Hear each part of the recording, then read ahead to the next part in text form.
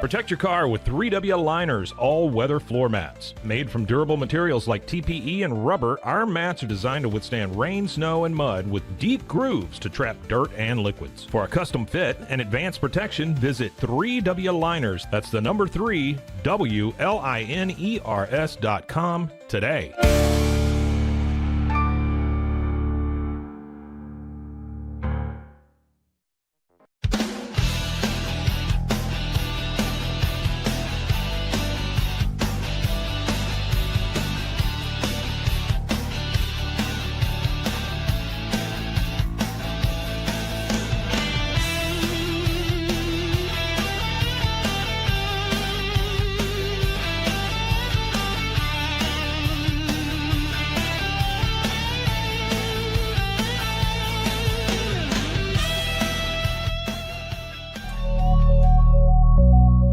Cases, innovation drives us. Since 2008, we've been creating cutting-edge technology products that make your life easier. With a focus on performance, design, and customer service, we're here to help you work smarter, not harder. Join us on our journey to simplify your world. Visit acasis.com today. That's ACASIS.com today.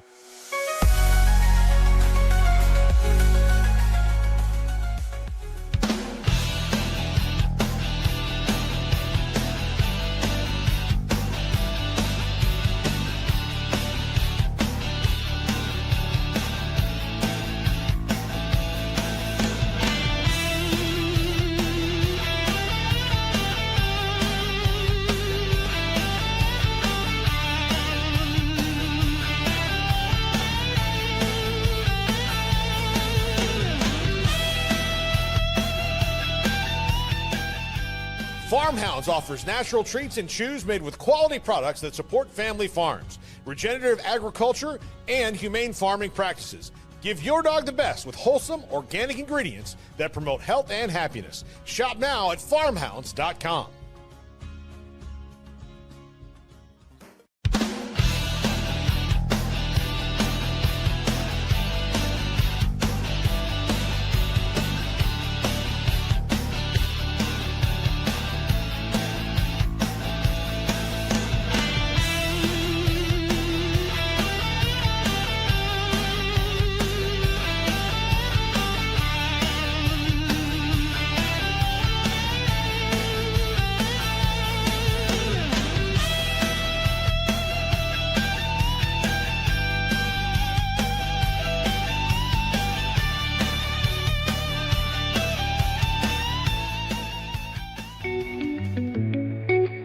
Unlock a world of convenience with Mully Box, your one-stop solution for personalized subscription boxes delivered right to your door.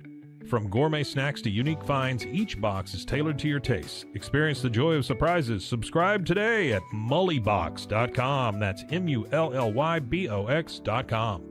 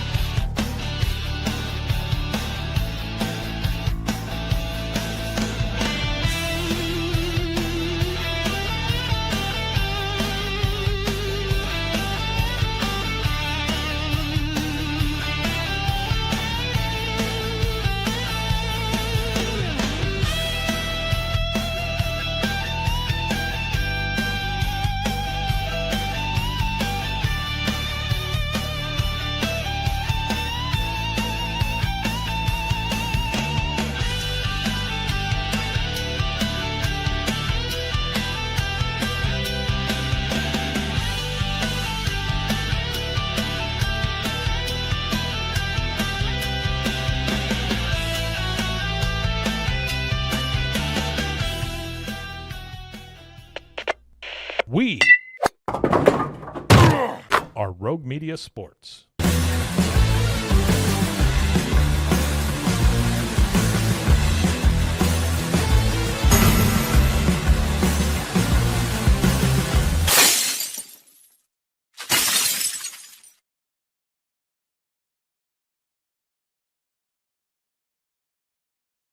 There we go. Break the glass. It's time for the Cam Show live on YouTube, as we are every weekday, high noon Eastern time, and then available wherever you get your podcasts as well. I'm your host, Cam Stuart, hence the name. Okay, Zach Burke keeping us on the air like he does every weekday.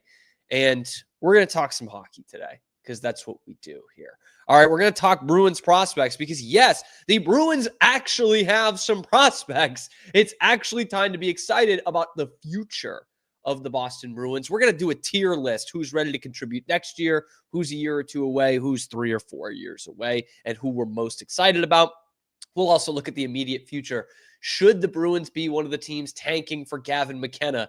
One outlet certainly thinks so. They think they might be the most apt team to go and tank for Gavin McKenna. And then we will talk a little bit about a graphic I saw that just proves this unfortunate point about who is the most overrated Boston sports athlete of my lifetime. Definitely a fan favorite, obviously, and certainly one of my favorites, but it's time to talk about the fact that he is overrated. All that and more coming up on this episode of The Cam Show. But we start where we start. Finally, man, it feels like it's been a long time since the Bruins have had what we call prospects. And they finally do. Like, this is the most excitement around development camp that there's been in a long time, right? If that's not an oxymoron to be excited around development camp. They move somewhere between the 25 and 30 range for prospect pools in the NHL, but consistently they have been the last place team over the last few seasons. No longer the case. In fact, Colorado, who is right there with the Bruins for all these years, traded one of their best prospects to Boston. We'll talk about him in a second. I'm tiering this list. So what I'm doing is looking at the prospects that we're most excited about, but looking at how close they are to the NHL. So we'll start with the guys who could be making an impact in this year, then the guys who will be doing it in the next probably 2 years, and then probably 3 to maybe even 4 years away kind of guys. Last qualifier, Matthew Patra is not on this list. I'm not considering him a prospect anymore, same way I'm not doing it for Mason Lohrei. Patra's played 66 NHL games. I certainly hope that he'll be a part of this team next year and might have a little bit of time in Providence because that's what the Bruins do. I don't think many other teams would do it. So I'm not counting him. Without any further ado, let's look at the guys who are going to be helping out the Bruins next season. First prospect on this list, Fraser Minten. The guy they got from Toronto in the Brandon Carlo deal at the trade deadline. He was one of really only 2 worthwhile prospects that Toronto had. And that's why a lot of Leafs fans were pretty pissed that they parted with him. It was really just him and Easton Cowan. He did play some time for the Bruins at the end of the season. Played 25 games in his career, 5 points, a -5. Played the last 6 games with the Bruins this year, where he did score a goal, 46% face-off rate in his career in the NHL, which is not good for a center, but you're probably projecting him to be kind of a bottom 6 guy, not only this year, but maybe for the rest of his career. And I think he can bring a good two-way game to you. Like, Fraser Minten's not going to be a guy that's scoring 65, 70 points. When he was drafted, he was compared to William Karlsson, which I think would be a really nice comp. I mean, William Karlsson's a career like 50-point guy, somewhere between 40 and 50 points a year. They actually had similar starts to their career. They were both traded like within their first season in the NHL, basically. And it took Karlsson a couple of years. He didn't really get it going until about age 25, and that's when he really broke out. And Fraser Minten still sitting here at age 21. It could be a couple of years before he truly breaks out. But honestly, if he even becomes Charlie Coyle, I think that's a benefit for the Bruins. Like, that's someone who should, like, Charlie Coyle should be a mainstay on a good team's bottom 6, third line center. Can hopefully give you 40 points, give you a good defensive game. If Fraser Minten can give you that, I think you'd be really happy. And the biggest thing where I think he helps you is just the roster makeup, the way you build your team. Because if Fraser Minten can be a Charlie Coyle, dare I say a William Karlsson type, like that's a good high end.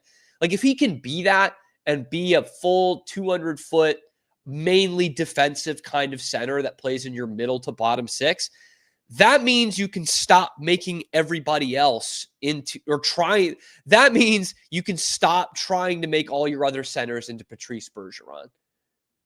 Okay, because I think that is something that sucks about the Bruins with their young, skilled players is they try to make them into Patrice Bergeron, and Bergeron is one of one. You try to make them into Bergeron, and they end up becoming Charlie Coyle, and you're stunting their offensive growth. Fraser Minten, no offense, doesn't have a huge offensive upside for his entire career. So if he can be kind of a shutdown but two-way kind of center, that way you can not have James Hagens be that. You could just have James Hagens be Jack Hughes, and Fraser Minten can be Charlie Coyle, and you'll kind of figure out the rest from there. You don't need to try to make James Hagens into something he's not because you have Fraser Minten down there. 10 points in 11 games at the end of the season for Providence, too. Played on both special teams units. I think he is going to be a good penalty killing center for years to come. And if he can be that starting this year, that is a huge lift for the Bruins all the way down the line. The other guy that I think will make an impact this year that we've seen a little bit of before, but we're still waiting for something more is Fabian Lysell. Came up, scored his first NHL goal finally towards the end of last season. And to be fair to Fabian, it was the first time he really got a run of NHL games. I think that's something that we've been complaining about as Bruins fans for years. It's just like, give this kid a shot, and really the last year and a half or so, right? Give this kid a shot. Obviously, there was something that was keeping him down in Providence, but with the way the Bruins went last year, it really shouldn't have taken as long as it did to give him a string of games in the NHL. He only played the last 12 games of the season for the Bruins, and it was a lot of the last year and a half, one game up, back down, and that just wasn't good for the team, and it wasn't good for Fabian Lysell either. Obviously, former first-round pick back in 2021, wasn't actually seen as a reach at that point, which is kind of interesting. This is a pick that kind of bucks the trend of what the Bruins were doing in the early rounds of the NHL draft. They didn't draft him because he was big and physical and could have a lot of defensive upside. They drafted him because he was known for his speed, his stick handling ability, and had a ton of offensive upside.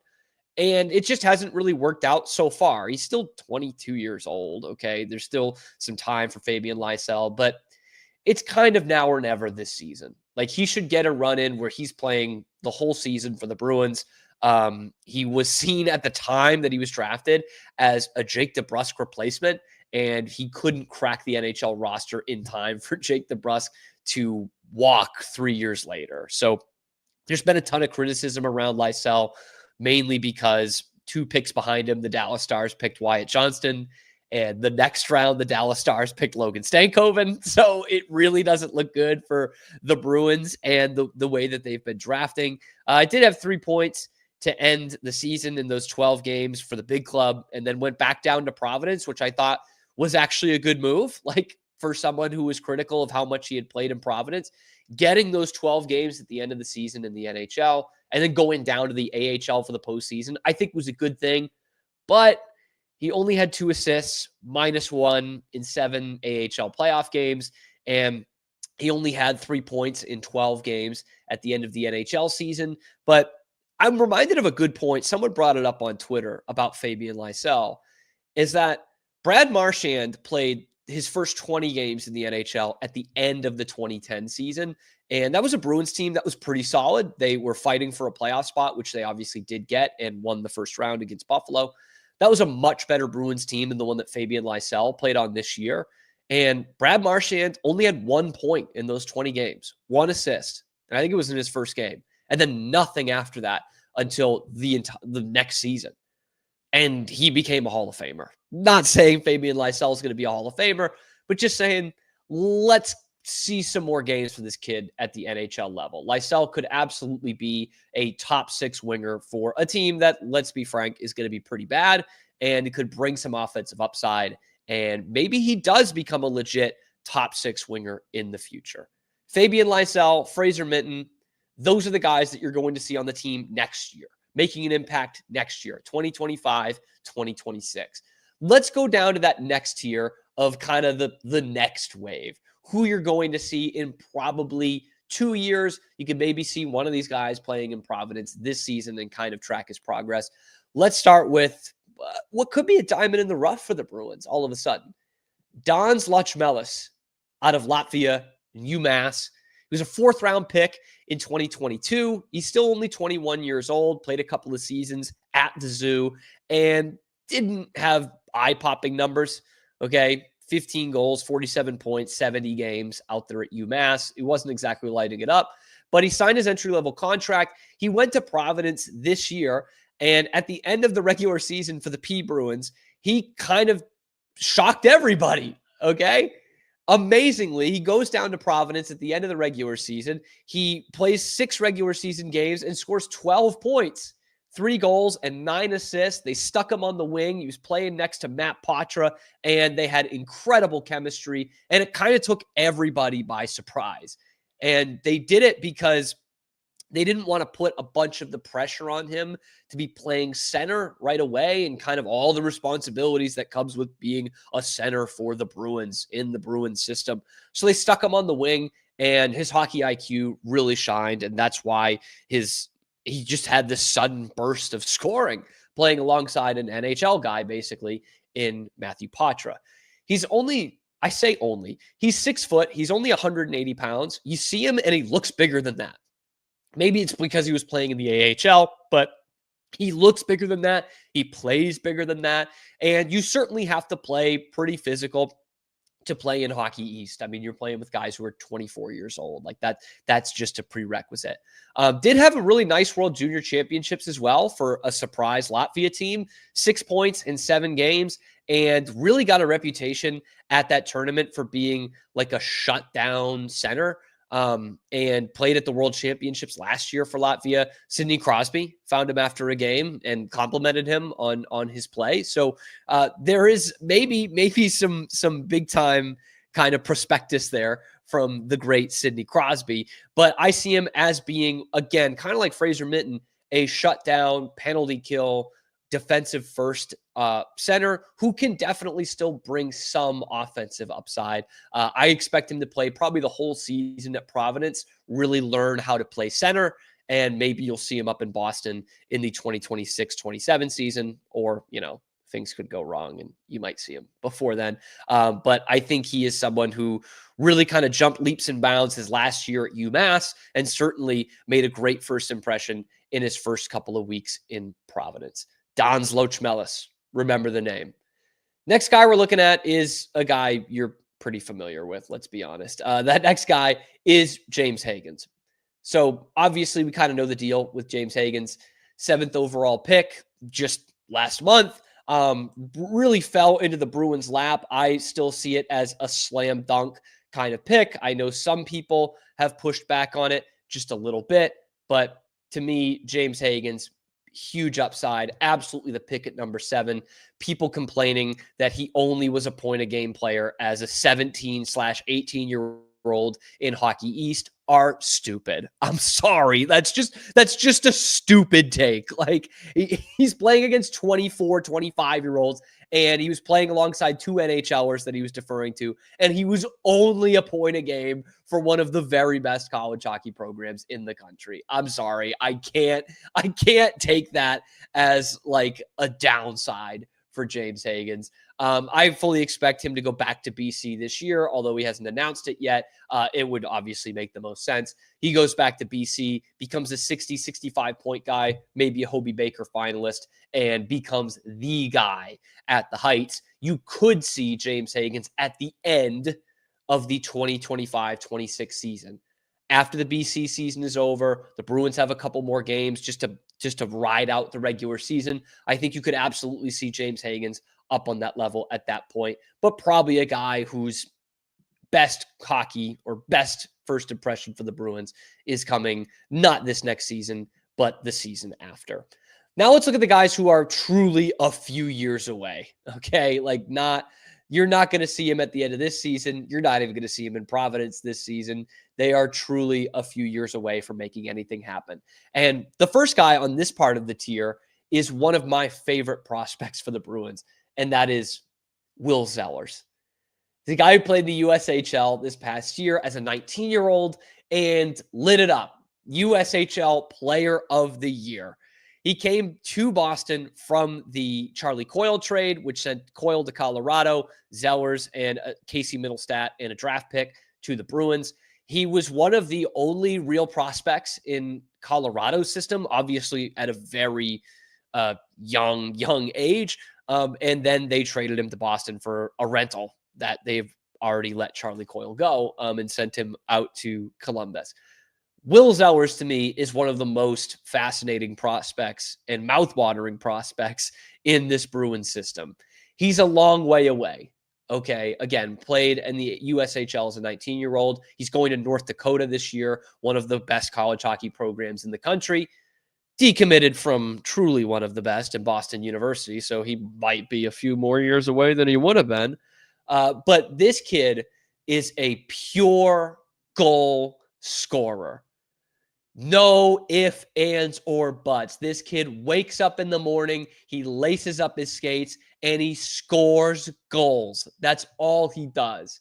He won the USHL Player of the Year for the Green Bay Gamblers, and he led the league in goals with 44 points per game in 1.37 and led the league in shots. He did it on a 21% shooting percentage. He also went and pitched in 27 assists to go along with his 44 goals, 71 points in 52 games. The kid just pounds a puck, man. He's just a goal scorer. You can't teach it. And he was part of the best power play in the USHL, which is 27%. Still has a lot to learn, obviously. And we'll learn that with a couple of years in Grand Forks playing for the Fighting Sioux. Oh, shit. Can't say that anymore. Can't say it. The Fighting Hawks of North Dakota. He will learn a lot about a full 200-foot game. It's no Hockey East, but they play some pretty good hockey out there in the CCHA. He will learn a lot in college. I see him as kind of to use a Bruin, a former Bruin as an example. I see him as kind of a Michael Ryder type. I don't think he's ever going to become like this elite playmaker. I don't think he's going to be an elite 200-foot guy, but he's got an instinct for scoring goals, and you really can't teach that. So that's someone I'm really excited about seeing, going through the ranks, college hockey into the AHL. With his scoring touch, it could be a lot of fun, but you just might not see it in Boston for, I would say 3 or 4 years, maybe even 22 years old. I think that's probably a good benchmark for him to hit to be a realistic prospect for this team at age 22. Next guy we're looking at, I also did a segment on him just a few days ago. So check that out on the channel if you haven't seen it already. Because of that, I'll keep it quick, but it's Vasek Blinar. The no-name prospect, the guy who they draft in the 4th round, taking a flyer, and they don't even have a graphic for him. And everybody's looking for his elite prospect page. They can't find it because they're looking for Vasek Blinar when he was actually Vasek Richards for a long time. Grew up in Colorado, has Swiss ancestry, I want to say, and is playing in Sweden. Vasek Blinar, offensive defenseman, certainly with a bit of potential on both ends, looks a lot like Mason Lohrei. And I know to a lot of Bruins fans who are impatient, that's a bad comp. They don't want to hear that. I love Mason Lohrei, and I think he is going to take some serious steps forward in this season. He just needs some time, man. He just needs a lot of time at the NHL level. And unfortunately for the Bruins, you couldn't hide Mason Lohrei because of how bad you were. So Vasek Blinar takes all the good things in Mason Lohrei. Big, tall, exceptional skater at 6'4", great on his edges. Everybody was gushing about him in development camp, in the drills. Adam McQuaid was really speaking very highly of him, and McQuaid was kind of running the camp. So Vasek Blinar could be that next diamond in the rough as a 4th-round pick, but I think he's going to go back and play in Sweden this year. It's going to be a couple of years before you see him. Last guy that we're going to talk about today, not so much a diamond in the rough, but we're worried that he might become a 1st-round draft bust after just 1 year. Of course, that next guy, who's a couple years away, is Dean Letourneau, currently playing at Boston College.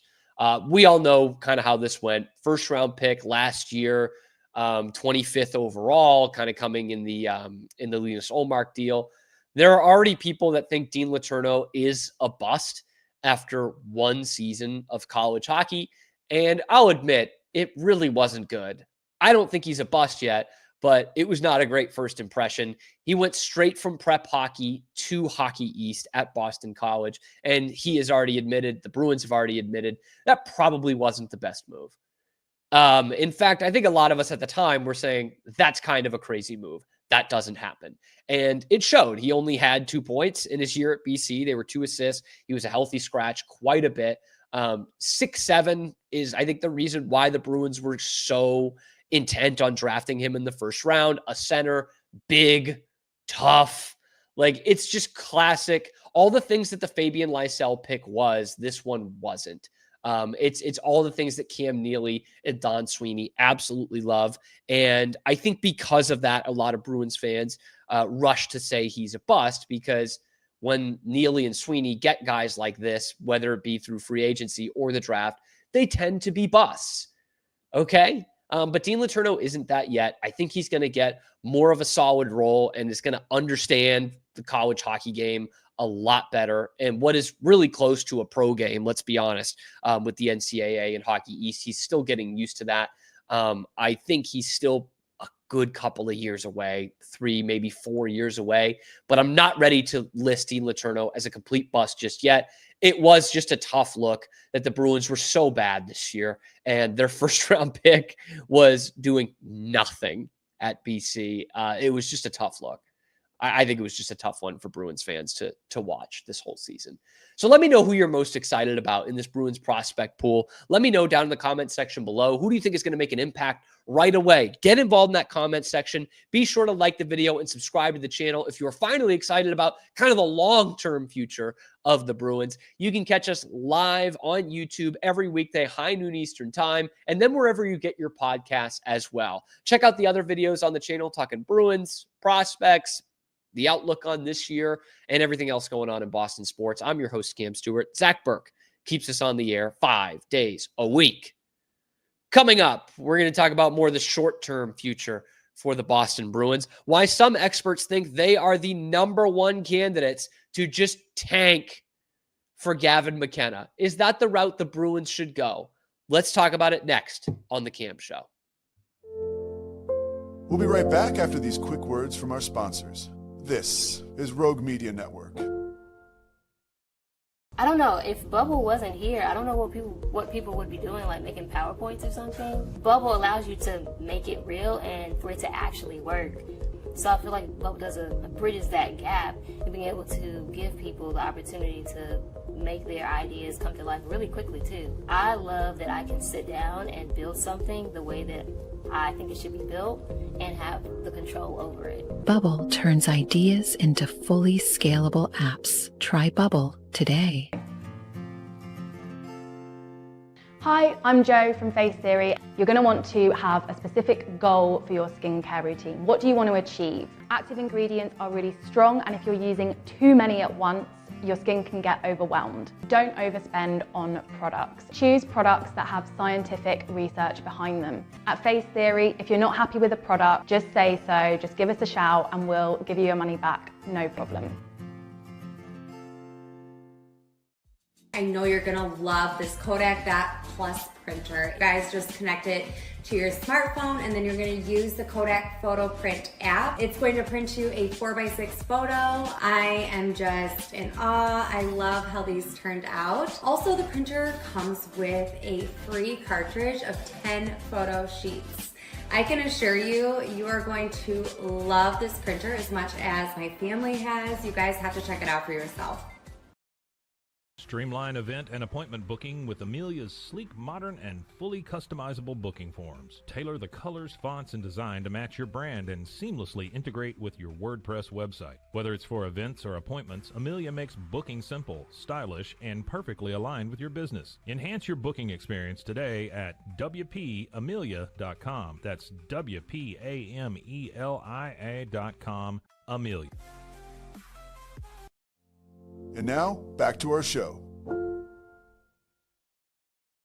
To the show, The Cam Show on Rogue Media Sports Network. It is not called that because I'm about to strip down buck naked. It's called that because that's my name.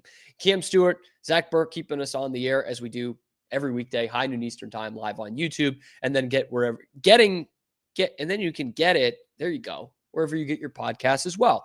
We talked about the Bruins prospects in this one, and the main kind of concern in that is that most of them are a couple of years away. Most of the ones that I think have a ton of upside are a couple of years away.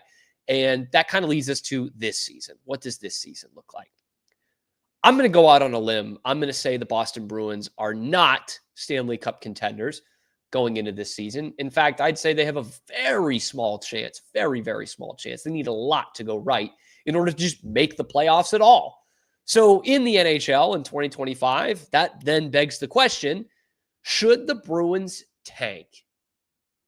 We have a generational prospect coming in the 2026 draft, the consensus #1 overall pick, getting the comps to Connor McDavid, to Sidney Crosby. Gavin McKenna is the pot of gold at the end of the rainbow. For one lucky team that sucks so hard in this NHL season, they will get a guy who can instantly change the future of their franchise with the Penn State hockey player, Gavin McKenna. So that said, should the Bruins tank? Bleacher Report certainly thinks so. They put out a list today of the 8 teams that should tank for Gavin McKenna. #2 on the list, only behind the San Jose Sharks, who are in a perpetual tank. #2 on the list, the Boston Bruins. The write-up goes like this. This will be a dicey season for the Bruins. Was their last place finish in the Atlantic Division really a one-year hiccup, or myriad factors, or a foreboding sign of things to come for many years? We're probably going to find out quickly. Their season has a high boom or bust potential, and if it busts, they'll be heavily in the mix to land Gavin McKenna. Last season, they got off to a brutal start thanks to not signing Jeremy Swayman sooner than a few days before the first game of the season. Lost Bergeron to retirement the year before, culminated in a 70-point season, Jim Montgomery being fired, who was quickly hired by the St. Louis Blues, and a whole lot of swimming upstream. Next season, we will see similar questions. They didn't make any splash moves, added depth in free agency with Tanner Jeannot, Sean Corrali, and Michael Eyssimont. Re-signing Morgan Geekie was necessary but expensive, and they'll have to hope that top defensemen Charlie McAvoy and Hampus Lindholm return to their elite forms after dealing with injuries and being led by a first-time NHL coach in Marco Sturm. For the Bruins to make the postseason this year, a lot needs to go right. They need Jeremy Swayman to go back to all-star form and then some. They need Morgan Geekie to score 30 goals again. They need someone else on the team to score like 20, 25 goals, and that seems like a huge ask at this point.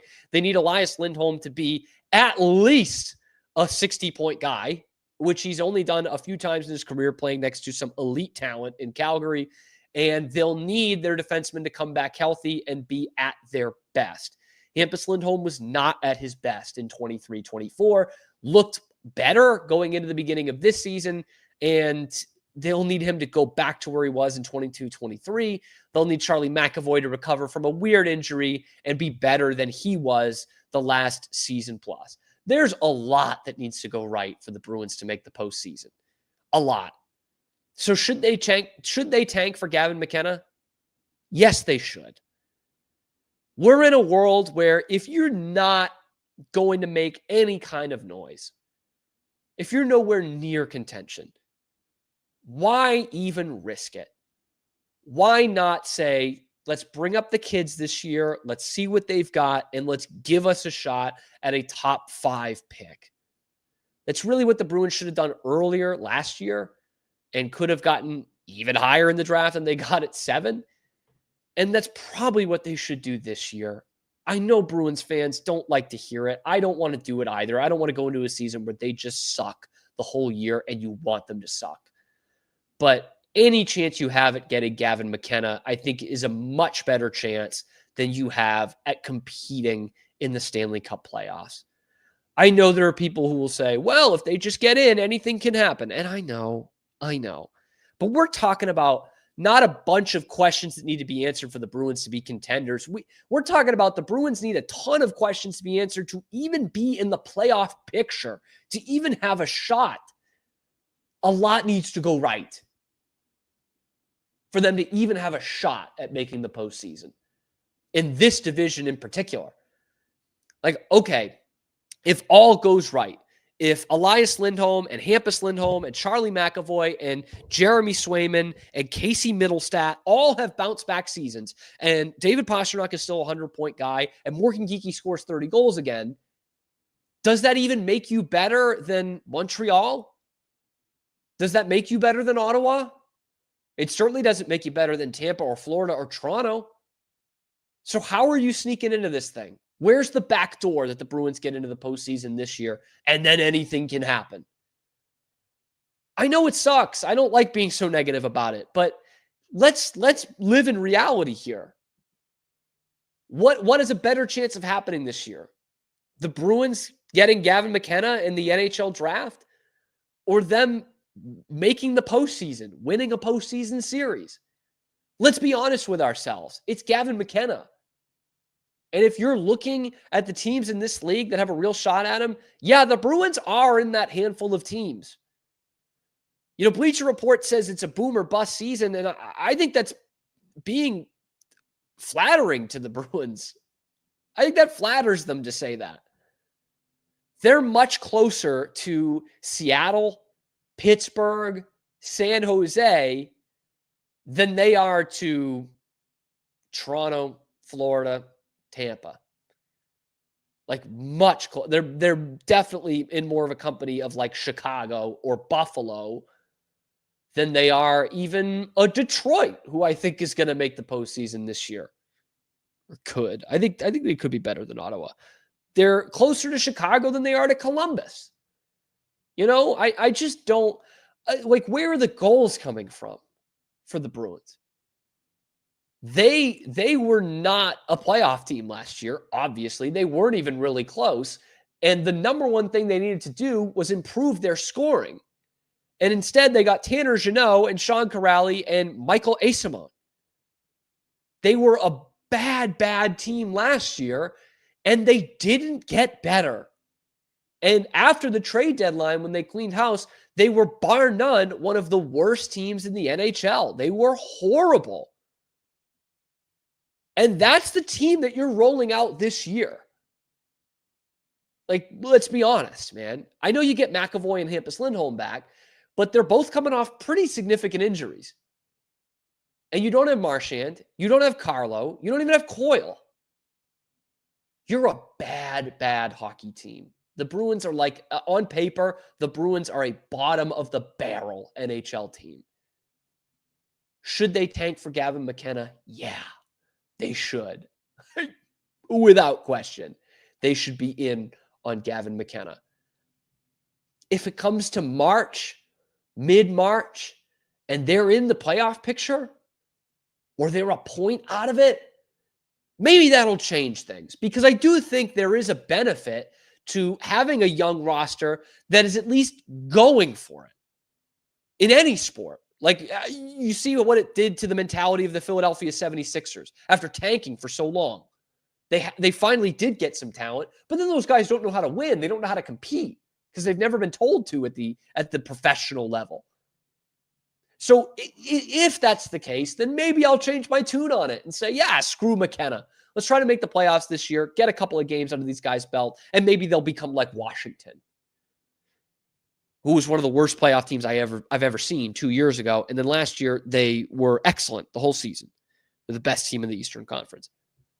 So maybe I'll change my stance on it. But right now, on paper, the way this Bruins team looks, I think you'd be crazy to think that they're more likely to be a playoff team than they are to be in the Gavin McKenna sweepstakes. And this Gavin McKenna kid is incredible. I know I'm not the first one to tell you that. But with the comps and the highlights and the measurables, Gavin McKenna is much closer, I think, to a Sidney Crosby, Connor McDavid comp as a number one overall pick than he is someone like a Ryan Nugent-Hopkins, Taylor Hall comp as a number one overall pick. Okay, this kid is really, really special. He's probably going to be the best prospect in the NHL in the last decade since Connor McDavid. Baby Connor Bedard in there as well, who is his cousin. I know some people don't like hearing that. I would do just about anything to have Gavin McKenna on the Boston Bruins in the long term. Anything. And if it means really, really sucking this year, I'm okay with that. I'm okay with that. The Bruins desperately need someone who is going to be the cornerstone of their franchise for the future. The way they got Zdeno Chara in free agency in 2007. David Pastrnak is going to be one of the best players in the history of the Boston Bruins organization. He's not the cornerstone for the future. Okay? He's still in his prime now. I'm talking about young, 15 years ahead of them to be the face of your franchise. Gavin McKenna is that. I think it would be stupid if the Bruins continued to go 1 foot in, 1 foot out, pretend like they're good, even though they know in their heart of hearts they're not, and ruin their chances at Gavin McKenna. I think it would be stupid. But then again, the Islanders were battling for a playoff spot all the way up till the end last season, and they somehow got the number 1 pick in the draft. Anything can happen. But should the Bruins tank for Gavin McKenna? Let me know in the comment section below. Be sure to like the video, subscribe to the channel. You find us every weekday, high noon Eastern time, live on YouTube right here. Only about 5% of you watching the videos are actually subscribed. Guys, help us out. Throw a subscribe in there. You'll get notified whenever we're going live and whenever we're dropping videos about the Bruins and the world of the NHL. We're doing it every weekday. Check out the other videos on the channel to talk Bruins prospects, everything else going on around this team. I'm your host, Cam Stuart. Zach Burke keeps us on the air 5 days a week. Help a brother out, man. Just like and subscribe. It's totally free. It's totally free. Coming up next on the Cam Show, we're going to talk about who I have now anointed the most overrated Boston athlete of my lifetime. Let's talk about it next. We'll be right back after these quick words from our sponsors. This is Rogue Media Network. Protect your online privacy with NordVPN. Browse securely, access content from anywhere, and keep your data safe with military-grade encryption. Whether at home or on the go, NordVPN ensures your digital freedom. Stay secure. Download NordVPN today at nordvpn.com. That's NORDVPN.com. Elevate your experience with Grenco Science, the leaders in cutting-edge vaporizers. Whether you're at home or on the go, our sleek, powerful devices deliver smooth, consistent hits every time. Quality you can trust, innovation you can feel. Grenco Science. Take your vapor game to the next level. Visit us at GrencoScience.com.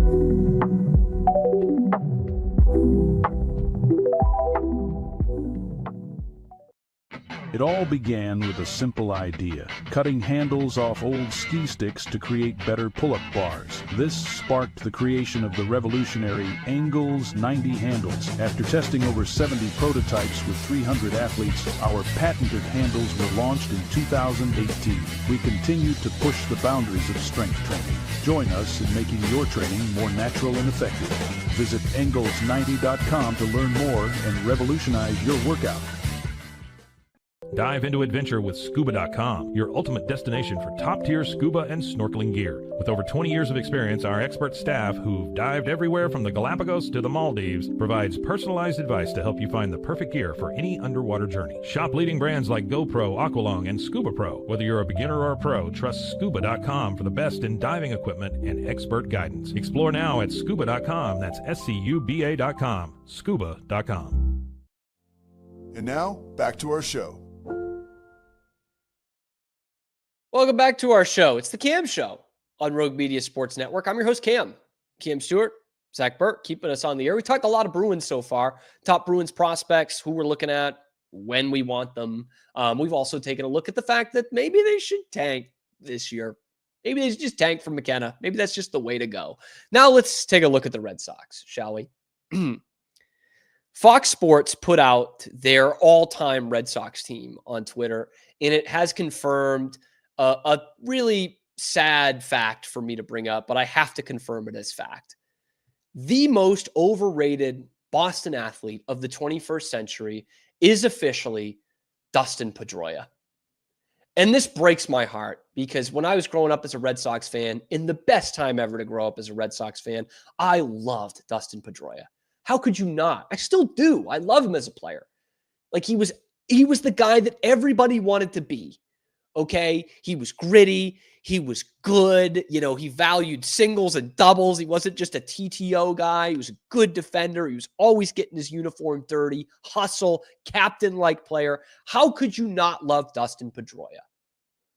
The problem is this has gone too far. Here's the Fox Sports all-time Red Sox team.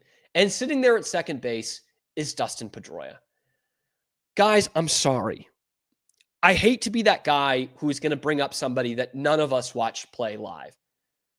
But you're crazy if you're doing an all-time Red Sox team and you have Dustin Pedroia at second base over Bobby Doerr. Like, it's just not there. It's not it, folks. Bobby Doerr is the greatest second baseman to ever play for the Red Sox. It's not a landslide, but it's definitely true. Bobby Doerr's in the Hall of Fame, first off, which Dustin Pedroia won't get into, despite what some Red Sox fans think. And when we put their best seasons side by side, it yields some very interesting results. Obviously, for Dustin Pedroia, it's going to be his 2008 MVP season. And for Bobby Doerr, it's going to be the year that he came in second place in the MVP voting in 1944. Let's take a look at that here. It's tough to see. But when you're doing the counting stats, it still goes to Dustin Pedroia, who got a few more games, but it's not going there by very much. Okay, look at that. I mean, just percentage points over some of these had a little bit more power than Bobby Doerr did. But if you look at the actual stats here, like the non-counting stats, the percentage stats, it all goes to Bobby Doerr, which for me makes for a better player. And the one that really sticks out to me is that OPS plus. 123 for Dustin Pedroia in 2008. That's a hell of a season. But when you're talking about, what is that, 165 for Bobby Doerr? Yeah, I can barely see it. 165. He was 65% better than the league average hitter in his best season. I hate to do this, man, but Dustin Pedroia has entered the realm of overrated. I get it. Fan favorite, World Series champion, has 3 rings with the team. Actually, was he on there for a 4th? No, sorry. Yeah, 3. 07, 13, 2018. 3 World Series rings with the team. A huge part of 2 of them. Like, absolutely a fan favorite. But I've got Red Sox fans telling me he should be in the Hall of Fame. He should have his number retired. He should be on the all-time team. That's just not true. It's just not true.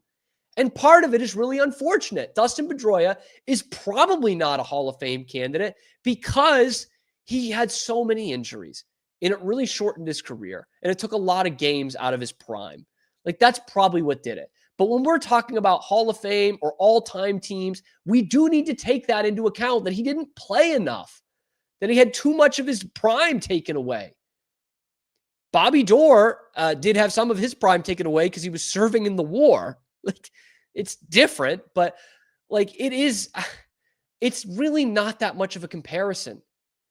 Bobby Doerr had 100 RBI in a season 6 different times as a leadoff hitter. He was a career leadoff hitter and hit the 100 RBI mark 6 times. That's nuts. Dustin Pedroia's best RBI years of his career was because he had David Ortiz batting right behind him. I'm not going to take that away from Dustin Pedroia and say, oh, he sucked because of that, but it is something that you need to take into account. And it's, for me, the retired number, like, that is the ultimate honor you can have with a team. That should be reserved for the very best players who have played for your franchise. And the Red Sox are 125 years old. You look at their retired numbers, there are none that are out of place. The only one that wasn't a legit Hall of Fame player was Johnny Pesky, who was part of the Red Sox organization for like 60 years, man. I think that's okay. Everyone else is in the Hall of Fame. Dustin Pedroia is not amongst that elite crew. He's just not, man. That's reserved for Ted Williams and Carl Yastrzemski and David Ortiz and Pedro Martinez. It's not reserved for Dustin Pedroia. I'm sorry. And the similarity scores that he has throughout his whole career, Howie Kendrick, Daniel Murphy, Starlin Castro, DJ LeMahieu, Xander Bogaerts. None of those guys are Hall of Famers. None of them. Not a single one. No one will come even close from that group. The closest is maybe even Bogaerts. Of his 10 similarity score guys on Baseball Reference, one of them is in the Baseball Hall of Fame. And it's kind of a controversial one at Joe Mauer. And his similarity scores by age, when you look at his prime years, the similarity scores are Jose Vidro and Michael Young. Good players. No doubt. But not Hall of Famers. And no one would argue that they are. When you look at Bobby Doors, they're Tony Lazzeri, Hall of Famer. Joe Torre, Hall of Famer as a manager, but also a pretty decent player, probably on the par of someone like Dustin Pedroia. You know, Travis Jackson and Bill Mazeroski in his prime years, Ryan Sandberg in his last few years, those are his similarity scores. Those guys are Hall of Famers. You know, and, you know, you didn't have a gold glove back then because Dustin Pedroia won, 3 or 4 gold gloves. But Bobby Doerr is known as one of the best defensive infielders of his generation. He led the league in putouts 5 times. He led the league in assists 3 times. Assists as an infielder, I should say. 3 times. He turned the most double plays in the league 6 times. Like, he was his range factor, which we now know about, and his fielding percentage as a second baseman. He led the league in fielding percentage 4 times. He was the best in range factor 4 times as a second baseman. Range factor per 9 innings as a second baseman. If you want that, 4 times he led the league. So those would have led to gold gloves, like without a doubt. And he was an all-star in his career. He was an all-star 9 times. 9 times in 14 seasons he was an all-star. And he actually got in the Hall of Fame as a Veterans Committee vote, which was a huge oversight. A career OPS plus of 115. Even for a guy whose last couple of years were just kind of getting by. Career OPS plus for Dustin Pedroia, 113. Close, absolutely. I'll give you that. But Dustin Pedroia is not the all-time second baseman for the Boston Red Sox. And I will not move off of that. And he is, because of that, right there with Paul Pierce as the most overrated Boston athletes of the last 25 years. Sorry. Another big mistake on this list that I would be remiss if I didn't point out. Cy Young should not be on there, which I know some people think is crazy. Some people will still think Cy Young is the best pitcher of all time. He's got the Pitcher of the Year award named after him. He's got the most career wins. He's also got the most career losses. The best starting pitcher in Boston Red Sox history is Pedro Martinez. Because, again, as I've talked about on this show several times, he has the best peak of any starting pitcher ever, full stop. And the second best starting pitcher in Red Sox history is Roger Clemens. It's not Cy Young.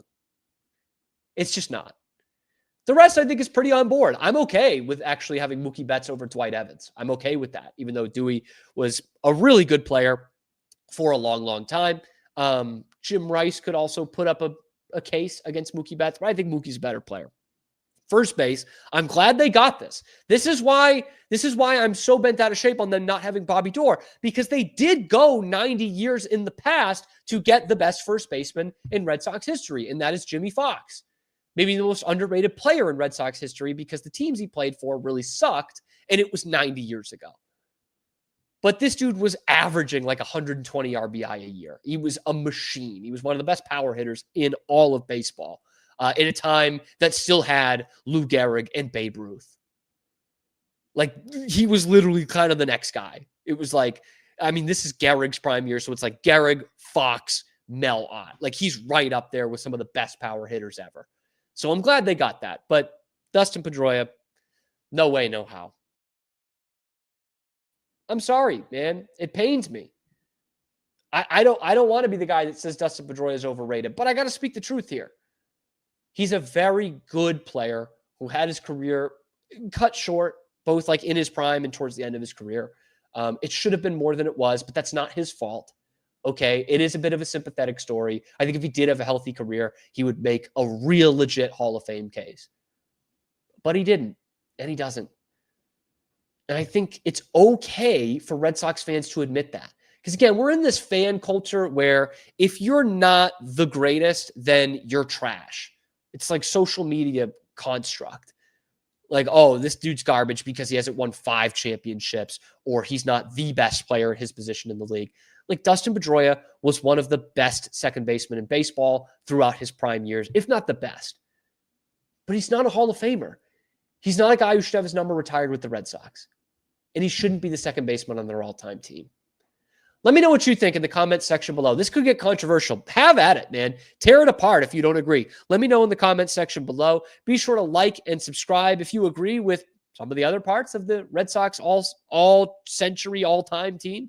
Let me know in the comments section below. Like and subscribe. Only about 5% of you are actually subscribed to the channel. We're putting out Boston sports videos every single weekday. So hop on, subscribe. It's completely free. Check out the other videos on the channel talking Red Sox, talking Bruins, and everything else going on in the world of Boston sports. I'm your host, Cam Stuart. Zach Burke keeps us on the air every weekday. Thank you so much for making it a part of your daily routine. And we will see you tomorrow on a little ditty that we like to call The Cam Show.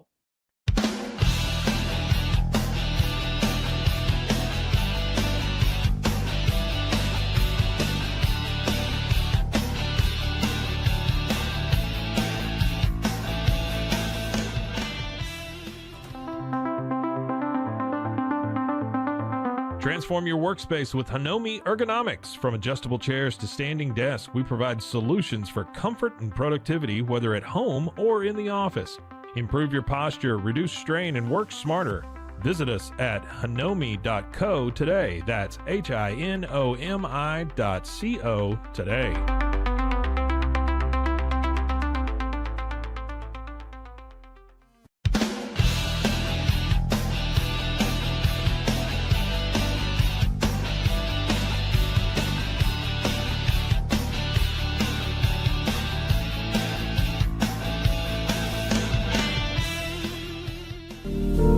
Experience the future of secure private cloud storage with Internex. Protect your files with end-to-end encryption, ensuring your data stays private and accessible only to you. Enjoy seamless, fast storage without compromising security. Visit Internex.com today and take control of your digital life. That's INTERNXT.com today.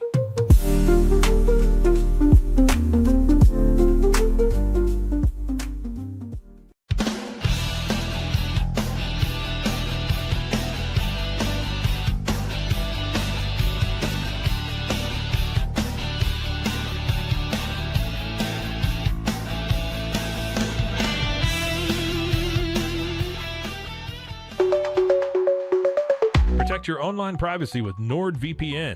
Browse securely, access content from anywhere, and keep your data safe with military-grade encryption.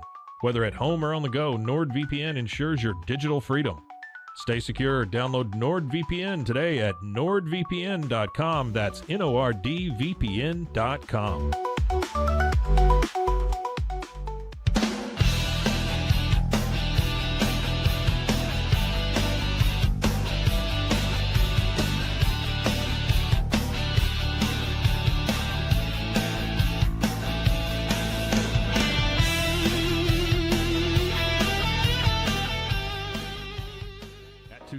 We understand that maintaining a healthy lifestyle can be challenging, especially in today's fast-paced world. That's why our mission is to make fitness accessible to everyone, anywhere. Committed to excellence, we adopt a user-centric approach guided by ergonomics and medical science. With a team of seasoned professionals in R&D, design, and manufacturing, we prioritize quality across our entire product line. Visit TwoSains.com today and start your journey to better health. That's TOUSAINS.com.